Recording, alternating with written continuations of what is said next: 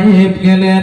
এই তায়েফে যাওয়ার পরে কাফেরেরা, বেদিনেরা, মুশরিকেরা নবীজিকে পাথর মেরে এমন যেন আঘাত দিয়েছিল, নবীজির সারা শরীর থেকে, নবীজির সারা জিসম থেকে রক্ত ঝরে ঝরে, সারা শরীর থেকে রক্ত বয়ে বয়ে নবীজির জামা কাপড় রঙিন হয়ে গিয়েছে।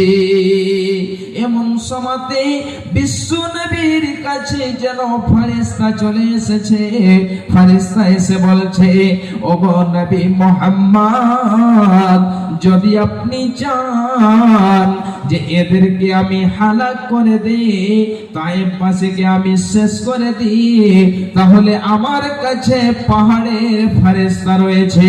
আমি ওদেরকে পাহাড়ের মধ্যখানে ফেলে দিয়ে, ওই দুই পাহাড়ের মধ্যখানে তাদেরকে চেপে দিয়ে আমি তাদেরকে নষ্ট হালাক করে দেব, তাদেরকে ভূমিসাৎ করে দেব। বিশ্বনবী বলছেন, না, এটা করতে হবে না।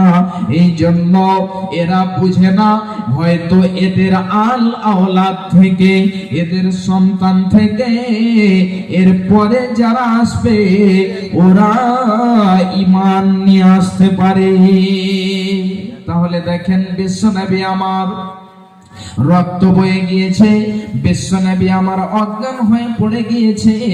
ওই তায়েফের সন্তানেরা, তায়েফের ছেলেরা যে মতো একজন পাগলের পিছনে ছেলেরাকে লেলিয়ে দেওয়া হয়, ছেলেরা যেমন পিছনে পড়ে যায়, ঠিক ওই মতোই বিশ্ব নবীর পিছনে ওই তায়েফের ছেলেদেরকে লেলিয়ে দেওয়া হয়েছিল।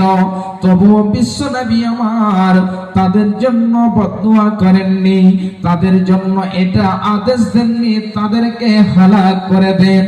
ভাইজান, বাপজান আমার, তাহলে আমরা যেন কি করেছি, আজকে আমরা জীবনে কতটা যেন আমল